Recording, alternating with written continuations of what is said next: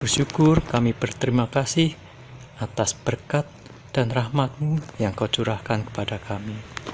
Kami mohon pada saat ini, Bapa, naungi kami dengan roh takut akan Engkau, sehingga kami mampu untuk menghayati, untuk mengerti, dan untuk melaksanakan firman-Mu yang kami dengar saat ini.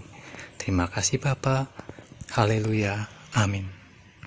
Bacaan terambil dari Kisah Para Rasul bab 20 ayat 17 sampai dengan 24. Karena itu, ia menyuruh seorang dari Miletus ke Efesus dengan pesan supaya para penatua jemaat datang ke Miletus. Sesudah mereka datang, berkatalah ia kepada mereka, "Kamu tahu bagaimana aku hidup di antara kamu sejak hari pertama aku tiba di Asia ini. Dengan segala rendah hati aku melayani Tuhan. Dalam pelayanan itu aku banyak mencucurkan air mata dan banyak mengalami pencobaan dari pihak orang Yahudi yang mau membunuh aku. Sungguh pun demikian, aku tidak pernah melalaikan apa yang berguna bagi kamu. Semua kuberitakan dan kuajarkan kepada kamu, baik di muka umum maupun dalam perkumpulan-perkumpulan di rumah kamu. Aku senantiasa bersaksi kepada orang-orang Yahudi dan orang-orang Yunani, supaya mereka bertobat kepada Allah dan percaya kepada Tuhan kita, Yesus Kristus. Tetapi sekarang sebagai tawanan roh, aku pergi ke Yerusalem, dan aku tidak tahu apa yang akan terjadi atas diriku di situ. Selain daripada yang dinyatakan Roh Kudus dari kota ke kota kepadaku, bahwa penjara dan sengsara menunggu aku. Tetapi aku tidak menghiraukan nyawaku sedikitpun.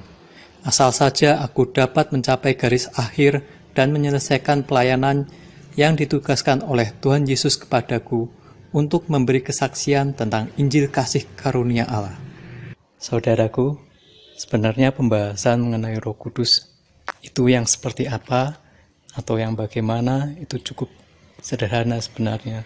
Karena Roh Kudus itu adalah Roh Allah sendiri, Roh Tuhan Yesus sendiri. Seperti ada pada Yohanes 4 ayat 24. Roh Kudus tidak berwujud dan tiada bentuknya.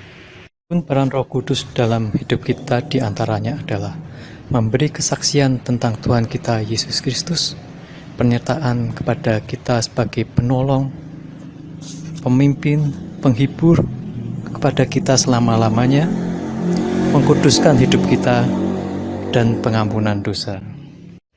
Roh Kudus juga mengajarkan secara penuh kepada kita dan mengingatkan kepada kita ajaran Tuhan Yesus. Lalu bagaimanakah Roh Kudus melingkupi diri kita, melingkupi jiwa kita? Kita ini seumpama sebuah cangkir yang penuh dengan sampah jika kita berdosa. Bagaimanakah Roh Kudus akan masuk jika cangkir itu penuh dengan sampah dosa-dosa kita?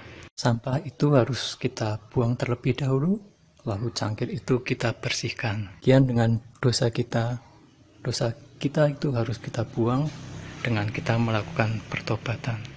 Sehingga karunia Roh Kudus, yaitu roh hikmat dan pengertian, roh nasihat dan keperkasaan, roh pengenalan dan takut akan Tuhan akan kembali tercurah dalam jiwa kita.